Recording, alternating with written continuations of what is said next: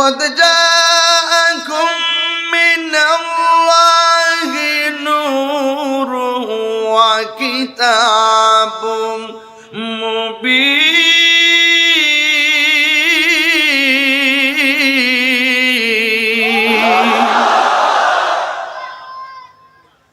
আমি কি ব্রাহ্মণবাড়িয়া থেকে কি এটা বানিয়ে নিয়ে এসেছি?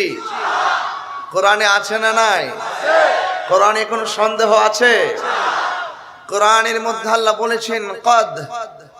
মাদ্রাসার আলেম যারা ছাত্র, ভালো ছাত্র যারা, তারা বুঝবেন মাজির পূর্বে যখন কদ আসে এটা তাহকিকের অর্থ দেয়, মুজারের পূর্বে যখন কদ আসে এটা তাকলিলের অর্থ দেয়। কদ জাআ অবশ্যই এসেছে, মিনাল্লাহ ফ্রম আল্লাহ, নূর নূর, ওয়া কিতাব এবং কিতাব, মুবিন যে কিতাবটা স্পষ্ট। কিতাব দুনিয়াতে আসে নাই, কোন নবী আসে নাই, আসমান হই নাই, কোনো কিছু হয় নাই। তখনই আমার আল্লাহ আল্লাহর হাবিবকে বানিয়েছেন। আসমান নাই, জমিন নাই, আরশ নাই, কুরসি নাই, লৌহ নাই, কলম নাই। সাবজেক্ট দিয়ে আমি ওয়াজ করতে আসছি, কোনো কিছু নাই। তখন ছিলেন শুধুমাত্র আল্লাহ। আল্লাহকে আল্লাহ বলে ডাকবে, তখনই আমার আল্লাহ হাবিবে পাক সাল্লাল্লাহু আলাইহি সাল্লামের নূর মুবারক সৃষ্টি করেছে।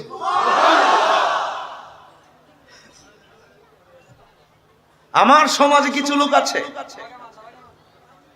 যারা বলে আমার নবী নাকি 40 বছর পর নবী হয়েছে, নবুয়ত পেয়েছেন, নবী হয়েছেন। এর আগে নাকি আমার নবী নবী ছিলেন না। নবীজিকে প্রশ্ন করা হয়েছে, ইয়া রাসূলুল্লাহ মাতা ওয়াজাবাত লাকা নবুওয়া, কখন আপনার উপরে নবুয়ত অর্পণ করা হয়েছে? আল্লাহর হাবিব বলেছেন, কুনতু নাবিয়্যা ওয়া আদম বাইনার রূহি ওয়াল জাসাদ। যখন আদম নবীর অস্তিত্ব নাই, রূহ নাই, মাটি কোনো কিছু নেই, যখন আদমের অস্তিত্ব নাই, এর পূর্বেই আমি নবী ছিলাম। তো যারা আমার বোয়ালখালীর মানুষগুলোকে মিসগাইড করে, এদের মুখোশকে উন্মোচন করে দিতে হবে। কথা বলেন ঠিক কিনা বলেন? যখন কোনো কিছু নাই, আল্লাহ এবং রাসূল, আল্লাহ পাক রব্বুল আলামিন যখন হাবিবে পাক সাল্লাল্লাহু আলাইহি সাল্লামের নূর মুবারককে সৃষ্টি করলেন, সৃষ্টি করার পরে আল্লাহর হাবিব আল্লাহর কুদরতি কদম মুবারকে একটি সেজদা দিয়ে দিলেন। নবীর সূরত কয়েকটা আছে, এর মধ্যে একটি আমরা এই যে দুনিয়ায় দেখেছি 63 বছরের জিন্দেগি, এই 63 বছরের জিন্দেগির যে সূরত, এটা ছিল সূরতে বাশার, আমাদের মতো সূরত। কিন্তু যদিও সূরত আমাদের মতো, হাকিকতে তিনি ছিলেন নূর। আমার নবীর আরেকটি সূরত ফেরেশতার সূরত, আরেকটি সূরত সূরাত তাবুসিন, ময়ূরের সূরত। সুবহানাল্লাহ বলবেন না? তো আল্লাহ তার হাবিবকে বানানোর পরে যখন সেজদায় পড়ে রইলেন, তখন আল্লাহ বলছিলেন, বন্ধু আপনি আমার দরবারে মাথা মুবারক নত করে থাকবেন, মাথা মুবারক নিচু করে থাকবেন, এটা হতে পারে না। আপনার সির মুবারক উঁচু করুন। খুব ধীরে ধীরে বোঝাতে হবে বিষয়গুলো, একটু তথ্যভিত্তিক, সুর দিলে চলবে না, একটু বুঝতে হবে।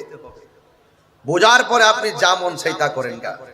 আগে রাসূল চিনতে হবে, এরপরে নামাজ পড়তে হবে।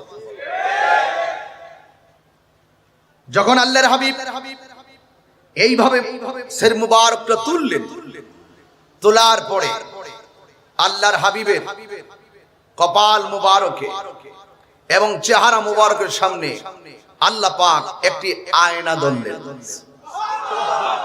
আমি আল্লাহ কেমন করে, কত সুন্দর করে আমার বন্ধু নবীকে বানিয়েছি। বন্ধু, আপনার চেহারা মোবারকটা আপনি নিজে দেখুন।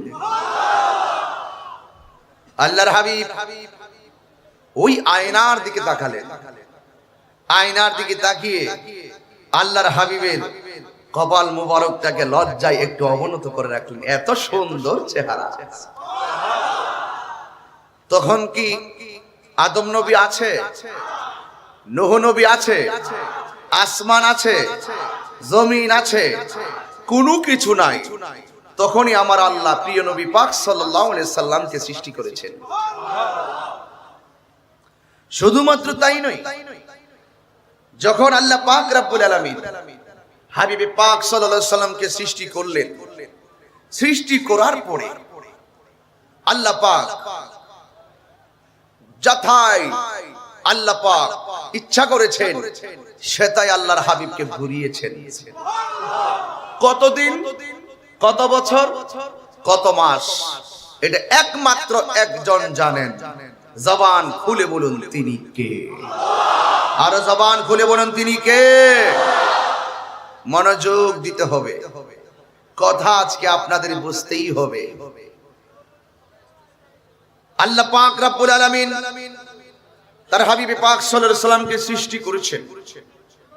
সৃষ্টি করার পরে এই দুনিয়াতে আল্লাহ পাক প্রতিনিধি পাঠাবেন। সুবহানাল্লাহ বলবেন। কি পাঠাবেন? প্রতিনিধি পাঠাবেন। তখন আল্লাহ পাক রব্বুল আলামিন প্রিয় নবী সাল্লাল্লাহু আলাইহি সাল্লামের পাসিনা মুবারক দিয়ে ফেরেশতাদেরকে বানালেন। কাকে বানালেন? ফেরেশতাদেরকে বানালেন। ফেরেশতার ভিতরে একটি ফেরেশতা যার নাম হলো জিবরাইল আলাইহিস সালাম। আল্লাহ পাক রব্বুল আলামিন যেই সময় প্রিয় নবী পাক সাল্লাল্লাহু আলাইহি সাল্লামকে বানিয়েছেন তখন কোনো কিছু নাই, কোনো কিছু নাই। আল্লাহ পাক রব্বুল আলামিন তার হাবিবের উপরে দরুদ পড়েন।